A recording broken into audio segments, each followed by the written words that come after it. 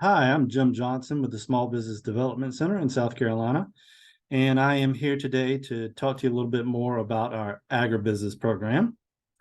But before I get started, I'd like to give you a little bit more information about the SBDC, or Small Business Development Centers as they're known. SBDCs are it's an SBA resource partner program, and it is partnership with the state universities in South Carolina.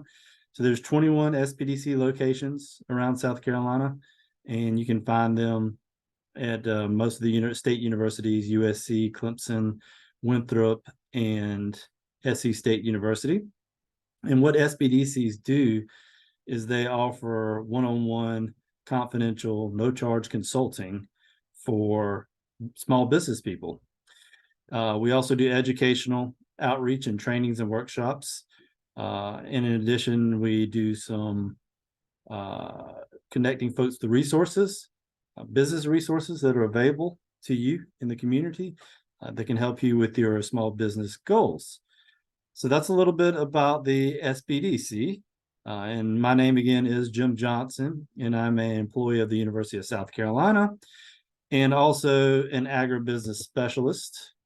So there's about 50 consultants for the SBDC in South Carolina, and I work the Midlands and Low Country of South Carolina mostly. Sometimes I work in other areas of the state when it comes to specialty situations. So being an agribusiness and food system specialist, I deal with a lot of farms and landowners, as you can imagine. So field a lot of questions about what do I do? I have a piece of land. What can I do with that piece of land to make money, or just be the best steward of that piece of land, whatever it may be. So SBDC consultants are basically there to help guide you the best they can to make good decisions on business activities. So a little bit about my background.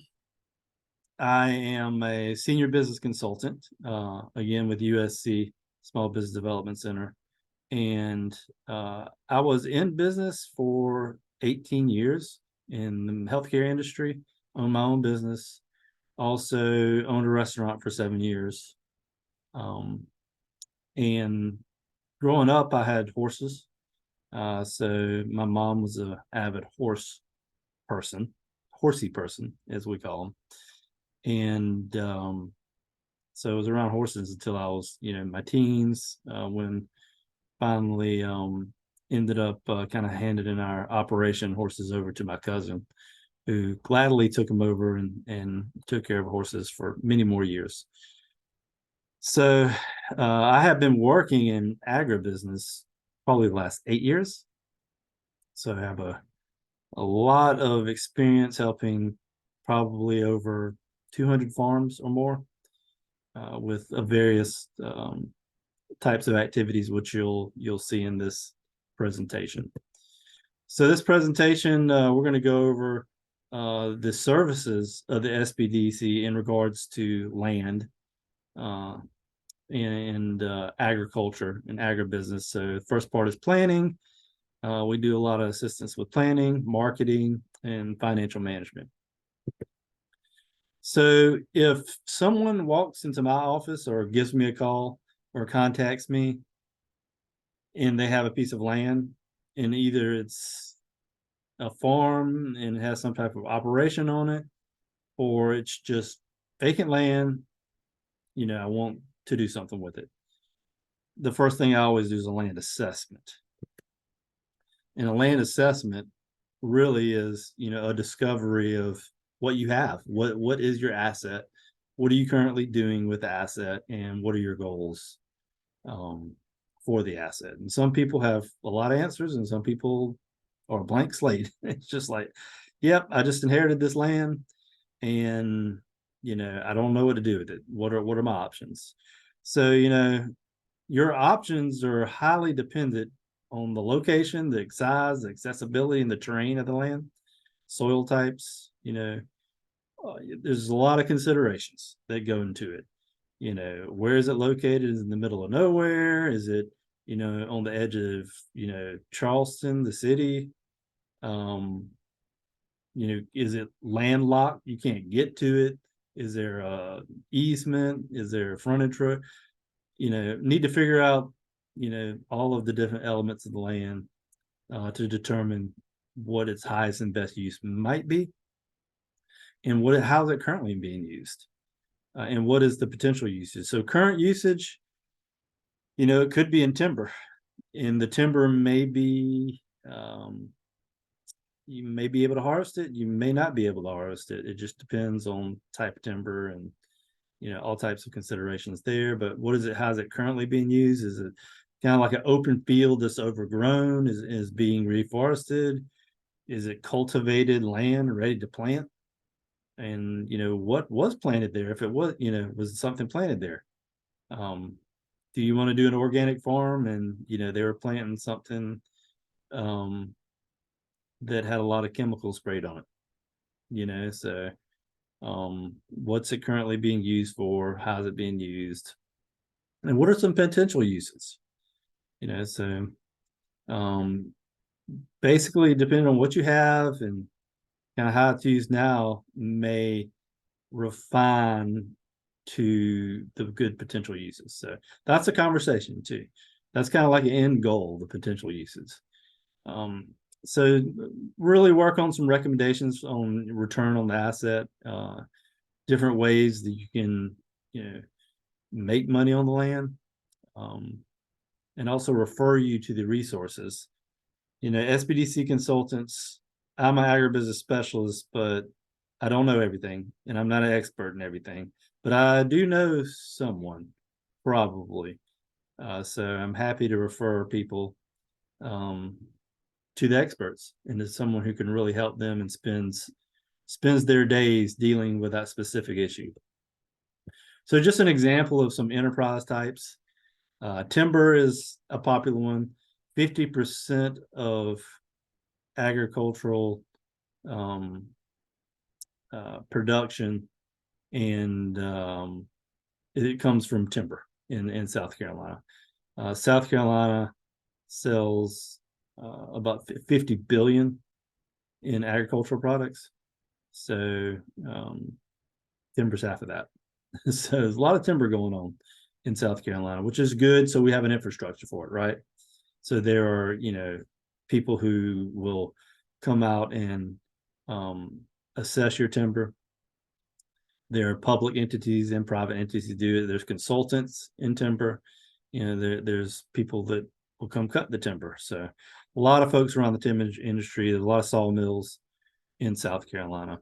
But, you know, if you have timber, of course, you're cutting this long-term investment. Pine straw, it's kind of more of a short-term enterprise. If you have pine trees, small mills, if you're cutting trees and building them yourself, these are just some ideas. With every idea, you know, comes a different amount of work too. So just growing the timber and managing it may be the least amount of work, all the way over to a sawmill, which would be a lot of work because you have to cut trees and mill them and cure them and sell them. And so it depends on how much you want to get into, you know, actually doing some of that work. Hunting leases are another popular way to make money on lands. Farming the land. Are you going to farm crops, make a vineyard, orchards? So yeah, is your land right for that though, is the question.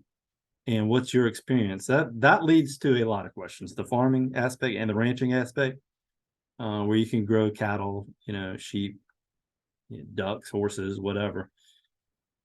Both that farm and ranch lead to a whole nother host of questions as to whether it's right for you or not. And a lot of that has to do with, you know, your background, your skills, and, you know, how fond you are working outside. You know, and on a ranch with livestock, you can't ever let livestock unattended. I mean, they always need to be you have to be there, making sure that they don't get loose, everything's okay. It's an animal. So that's another consideration for a ranch. Residential development. Do you just want to build houses or apartments or facilities, buildings, commercial? So it could be a lot of different type of development. You have to look at your zoning for that type of thing. You may or may not can do that. You can allow people to camp on your sites. You have to put in some infrastructure to do that. Maybe it's very primitive, but still a campfire ring is infrastructure. And then agritourism, ecotourism. Generally, agritourism, you have to have some type of farming operation there established first. And then the idea is that you attract tourists to come see what you do on the farm. I do get a lot of questions about, I want to start a farm and I just want to do agritourism. Well, it doesn't really work that way. It's like you need an operating farm and then you can do agritourism. Ecotourism may be a little different. It's more like nature tourism, but you have to have some type of draw. And there's a lot of considerations that go into tourism in general. Event venue, I do see that a good bit. Music, weddings, Spartan races, classes, those type things. Also aquaculture, such as, you can, if you have access to ponds and water reservoirs, you can do fish and shrimp and some other things like that. So that's a few ideas around, ways we approach folks who just have land, and maybe they have an existing operation too. And a few ideas around what you could possibly do with land. Now, as far as our services go, planning is one of our services, just assistance with business planning, strategic planning, and succession planning are 3 examples. The business planning is something we do very often, and it's a process that anyone should go through who wants to develop an enterprise, because you need a map to where you're going. For sure, is so many reasons to do a business plan. Funders many times want to see a business plan to understand, what you're trying to accomplish with the business. And once you sit down and do a business plan, you have to think through all aspects of the business. So you really get a holistic idea of what you're in for, right? And what it's going to take to operate this business. So business planning, we help you with that. We have templates. We can, help with the different sections of it. We generally like you to write the plan, because it's your plan, it's your ideas. And then we can help craft that as you write it and get it on paper. You can do it on stages. You can do it, any approach you want to. But the idea is you're just getting your ideas down on paper in a certain format, right? Strategic planning is a little different than business planning. It's kind of like high level ideas around strategy. So we can sit down and work with you on strategic planning. Succession planning has more to do with, how are you going to sell the business in the future? How are you going to maybe give it to your relatives, your children, whatnot. So we work a little bit with that as well. Food safety planning. Usually we work with Carolina Farm Stewardship Association. If you are trying to get into farming, especially crop farming, fruits and vegetables, some of these other goods that you want to sell, food safety is important, because if this food is going to be consumed by the public, you want to ensure that it's safe. So usually go to CFSA, which is a nonprofit that covers North and South Carolina, and they help with food safety plans. So the next big topic that we assist with is marketing. And this is where I usually start with any business, is with marketing. Of course, with land and farms, you want to start with an assessment of the land and the current operation, see what's going on. If there's no operation, just an assessment of land. But then it's like you need to get over to the marketing aspect of things soon, because you have to figure out what your concept is and how you're going to make money. And making money is dependent on the markets. So what market are you going to sell into? If it's timber, that market is a lot different than if you've decided to raise sheep on the land, or if you've decided to, plant pecan trees, which that would be a very long-term investment. But maybe there's already pecan trees on your property and they're producing. So then how do you monetize that, right? So where's the market for pecans? Actually, there's several markets for pecans. So that's where we help. For one, market research, understanding, what is the market viability of pecans, of, lamb, of fruits and vegetables that you're trying to sell, flowers. The lady in the picture here has okra. So it's, where can you sell those, and are there markets for them, right?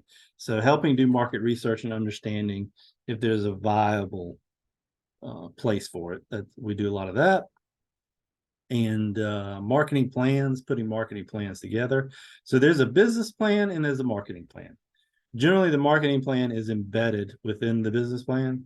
In some cases, folks just opt for just a marketing plan, which is slightly different than the business plan. I won't go too far into it right now, but just know that we assist with both marketing plans and business plans. And the marketing plan is very important because it helps shape and create your product and establish your unique value proposition, which is, you have to create some type of value to the customer, and you have to be different from other folks who are growing and selling the same thing. And in some cases, that's not applicable. Depends on your business model. I mean, if you're growing wheat and you sell it to the broker, to the grain elevator, you're going to get whatever the market price is at the time.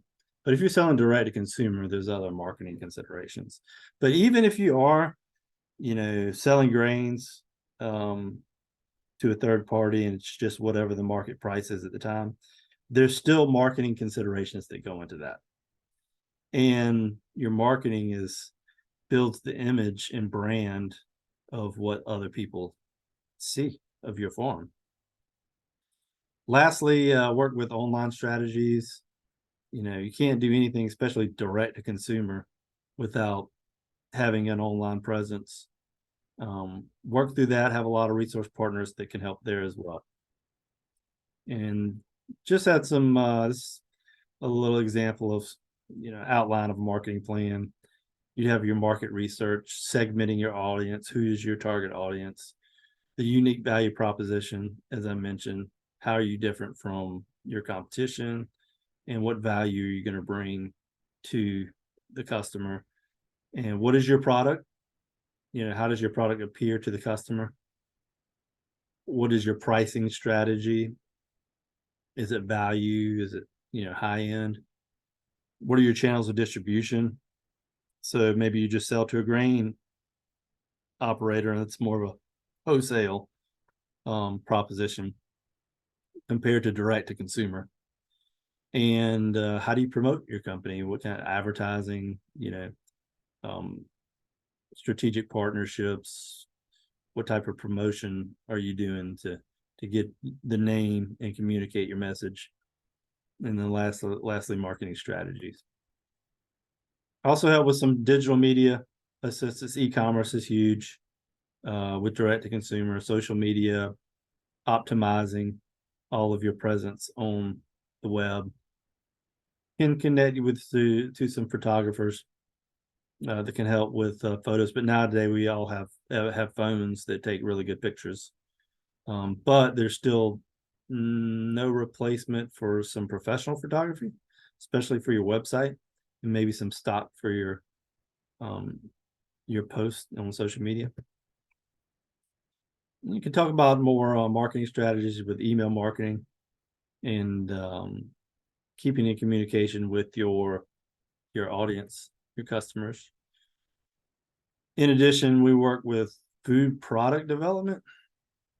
And again, we can help with the marketing aspects of the food product development, including research and pricing. You can give some regulatory guidance and connect you with the regulators. Food products are basically like a food item that you want to package and sell or bottle and sell. For instance, you can see in the pictures that's a pecan milk, and then below is a barbecue sauce. So both of those can be sold on the shelf at a grocery store. The pecan milk has to be refrigerated. Barbecue sauce can be on the shelf. But both are items that can be sold wholesale or retail. And there's processes for being able to do that. We can step you through that process. And in some cases, you can make these items in your home and sell them. Lastly, our last service is with financial management, and that includes funding, record keeping, and grants. A lot of folks come to us for access to funds, and we can work with clients to help identify funders who are willing to work with them. Your conventional lender may not always be the right fit, especially for land investment type activity, whether it's farming or just land development in general. Conventional lender may or may not have an appetite to fund things like that. And if they don't, there's plenty of resources out there that specialize in that. And we can guide you through that process, understanding if you're ready, helping create a finance strategy, helping with the loan packaging, putting together a package to submit to a lender, and then also introducing you to lenders, helping with that lender relationship, and post loan if there's any needs for reporting, accounting, and whatnot. We can help there as well. Record keeping: if you are starting a business, you should keep records, and there's a lot of ways to keep records, a lot of different methods and strategies. We're happy to help with that, help you understand QuickBooks more or other accounting software, or just basic record keeping in a spreadsheet or even on paper. The point is, records need to be kept for many reasons. One, to understand if you make money, but two, if you want to borrow money in the future, having good records is of utmost importance. Lastly, under finance is grant writing. This is a service that is not offered by every SBDC consultant. I'm one of the few SBDC consultants that writes grants, but we do have a service for certain grant products: the Value Added Producer Grant, the Rural Energy for America Grant, and both of these are USDA rural development products. The Value Added Producer Grant is a marketing grant, essentially. There's another one called the LFPP, Local Food Production, Local Food Promotion Product Program, and that's $100,000 for 1 year of marketing, both for farms, for value-added products. USDA Rural Energy for America Grant pays 50% for energy efficiency upgrades or renewable energy systems. And there's NRCS cost shares out there, Natural Resource Conservation Services, which you'll hear on this call. And so we do offer grant writing assistance in general. We'll review grants. We may be able to help support some grants. and in various ways, not financially, but definitely can help with the writing of some of these. It's a case by case basis. I usually tell people to, bring the grant to me, and I'll see if you're eligible for the grant and look into what it takes to write it, and can be of assistance. So that's a little bit about what the SBDC does. You can connect with us. You can go to our website, scspdc.com, and find your closest SBDC consultant at 21 locations in South Carolina. You can always reach out to me and be glad to answer any of your questions. My name is Jim Johnson again, and you can find me on that same website. I'd be listed under the staff. But I'm an agribusiness specialist, so I work with farms all the time and landowners. So like I said, if I don't know the answer to your question, I can definitely help connect you to a resource that's able to do that. Well, thank you for listening today, and hope to hear from you in the future.